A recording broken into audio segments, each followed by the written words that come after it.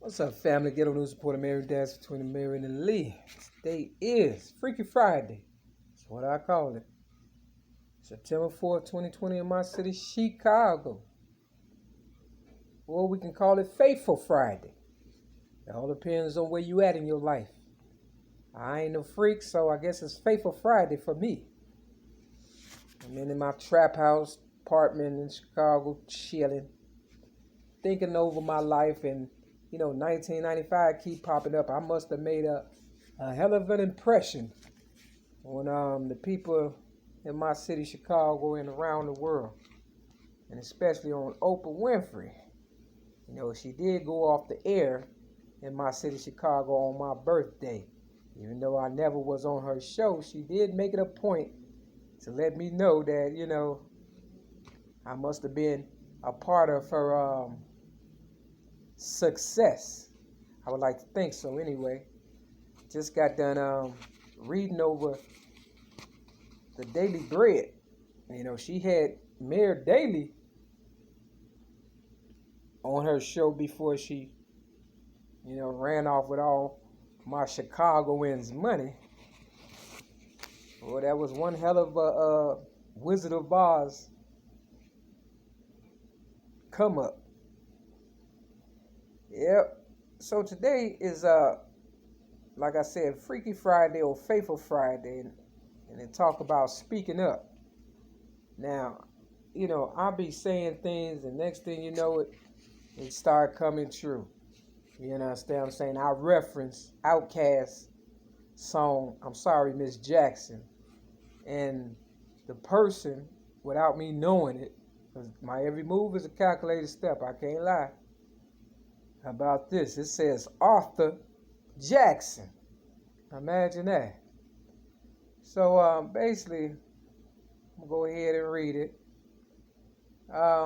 It says Colossians chapter 4. Read the whole Colossians.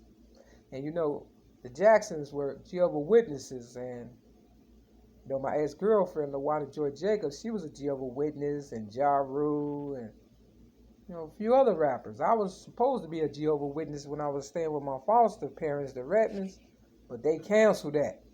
I guess they knew I'd be talking about the Bible right now. Yeah. Basically, Colossians says, treat your servant like you would want to be treated, because, there's somebody looking over you also, master, in heaven, which means whatever you do to me, going to get done to you. Until you do right by me, everything you think of is going to fail all the ones who thought I was going to be a slave. I'm kind of like a slave and a master. Imagine that. When y'all thought y'all was a slave, you understand what I'm saying? I was slaving right with you, and I was the master, ML-MACK master. Okay, all right, enough of that, right? Oh, the only thing I got from my AA meeting on Greenleaf and Clark was these glasses somebody left. I find things too, but I hold on to them. If you want them, you just got to let me know who you are and stuff, and, pay me for them. Yeah, I'm saying, all them free Jordans y'all got. Yeah. What you thought I wasn't going to get something out the deal? It's called Ever So Clear. It says, speak up. Brittany exclaimed to her co-worker at the restaurant, there's that man. There's that man. She was referring to Melvin, who first encountered her under different circumstances. While he was tending to the lawn of his church, the Spirit prompted him to start a conversation with a woman who appeared to be a prostitute. Her reply when he invited her to the church was, do you know what I do? They won't want me in there. As Melvin told her about the love of Jesus and assured her of his power to change her life, tears streamed down her face. Now, some weeks later, Brittany was working in a new environment, living proof of the power of Jesus to change lives. In the context of encouraging believers to be devoted to prayer, the Apostle Paul made a twofold request. Pray for us too, that God may open a door for our message, so that we may proclaim the mystery of Christ, for which I am in change. Like change, like, change, like slave stuff. Yeah. Um, Pray that I may proclaim it clearly as I should. Colossians chapter 4, 3 through 4. Have you prayed for opportunities to speak boldly and clearly for Jesus? What a fitting prayer.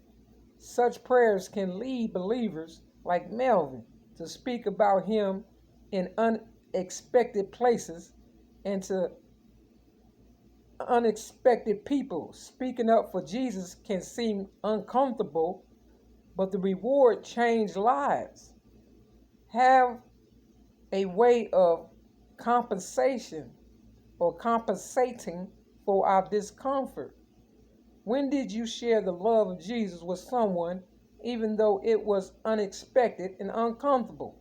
What role does prayer play in our preparation to boldly speak up for him? Jesus, help me to see the opportunities and step through the door you open to speak boldly and clearly about you.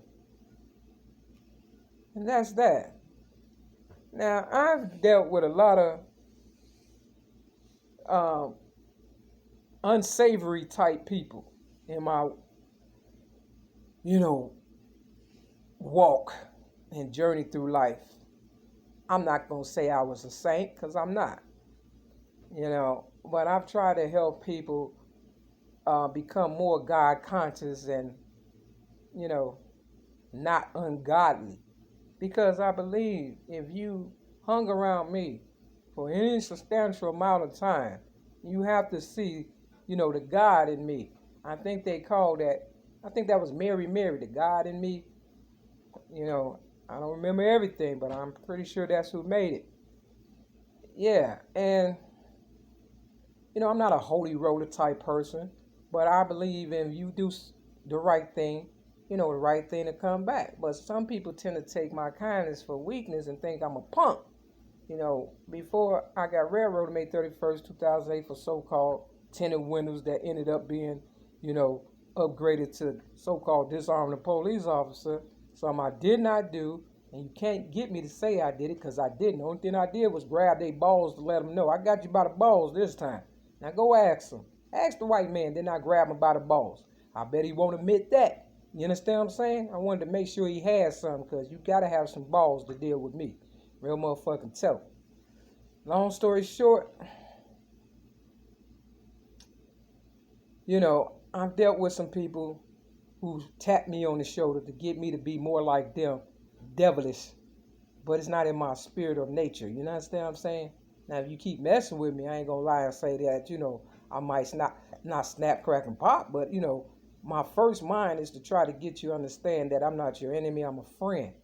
And if you don't, adhere to that, then, I have to step my game up. There's a young lady in this building who I will not embarrass on YouTube, even though she embarrassed me out loud and said, that I was ugly, and she's supposed to be, a person that's kind of aggressive like me. See, I'm fighting for the aggressives because I know we've gone through the most as far as being taken advantage of, and then liking, ladies or whatever and stuff to, make up for what the guys have done. And we kind of like in the middle of the guys and the so-called real pretty ladies or whatever and stuff. Now, I told, Oprah in 1995 that I wasn't going to be looking pretty.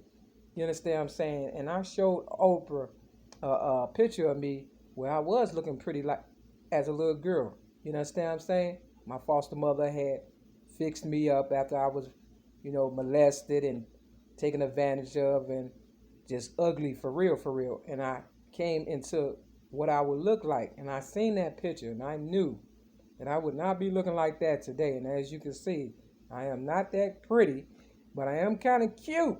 And cute could get you fucked up too. You understand what I'm saying? They do not like cute people either.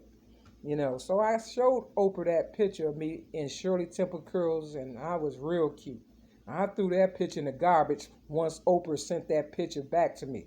And if you Google Oprah, you will see she has Shirley Temple curls in one of her pictures, because it's that Willie Lynch, young against the old, and black against the white, and male against, it's that Willie Lynch shit. I already wrote a Willie Lynch part 2, just in case you motherfuckers don't believe that I'm the star of my show today. You understand what I'm saying? Real motherfucking so. Now I don't look at beauty as far as features and things of that nature or whatever and stuff. I try to base people's beauty on how they treat me and stuff. But sometimes ugly people will get with beautiful people, and I don't mean to use the word ugly, but non-attractive people will get with beautiful people. And Oprah, she was supposed to be a beautiful in a beauty pageant or whatever, Miss Fire Prevention or whatever, So, people take their looks seriously or whatever and stuff. It's called vanity. Something I don't care to have or want, you understand what I'm saying? I like to be a people person, and gravitate towards, all walks of life, because I don't discriminate, and my higher power is no perspective of person, don't discriminate. So I try to be more like that and stuff, because you don't know who gonna save you and stuff, real talk.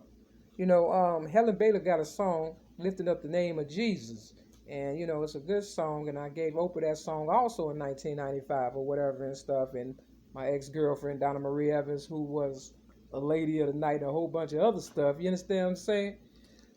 She caught wind of it, I'm pretty sure, and everybody else and stuff. And Helen Baylor talk about looking in the mirror, wondering will your beauty last. Now I wrote a rap poem about beauty, and I did not make it personal, but I gave people the examples of what I thought beauty consists of.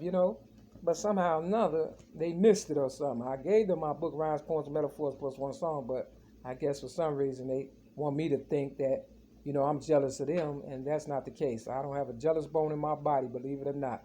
And they try to make me and my foster sister look, Kimberly Redmond, I guess go at odds with each other and stuff, because when I met Kimberly Redmond, she was, a nice looking girl, but she lied a lot, and I would get my ass whooped every time she lied. Back in the day, that's how they did it. If one lied, you both got your ass whooped, and I got tired of getting my ass whooped. So one time I lied on her, and she got her ass whooped and stuff, and I couldn't take it. After about 5 minutes, I was like, she didn't do what I did it. You understand what I'm saying? So I don't understand how people can go on for decades lying. No one goddamn well I'm the originator of rap, for real, and they've been robbing me since birth and stuff. But to them, they will say I'm lying, and they telling the truth.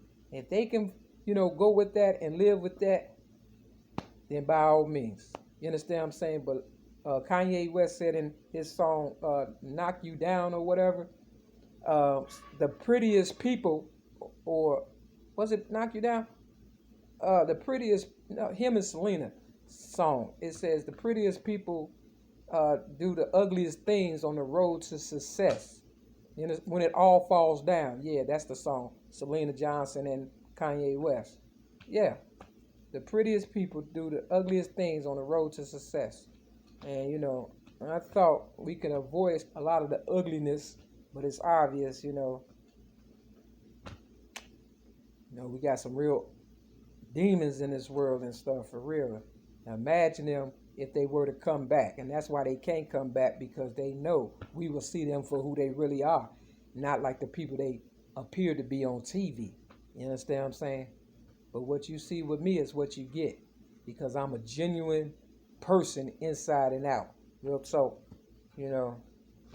people don't want to grow old gracefully. They don't want to work hard at it. They want to get plastic surgery and this, that, and the third. But that's not the way to go. Hard work pays off, and that's why I'm always in your face letting you know. You know what I'm saying? I ain't giving up on me, so don't give up on you. With that, read your daily bread. That's a start. For the person in this building that told me, I was ugly, damn well, if you had a chance. But I ain't interested. Peace.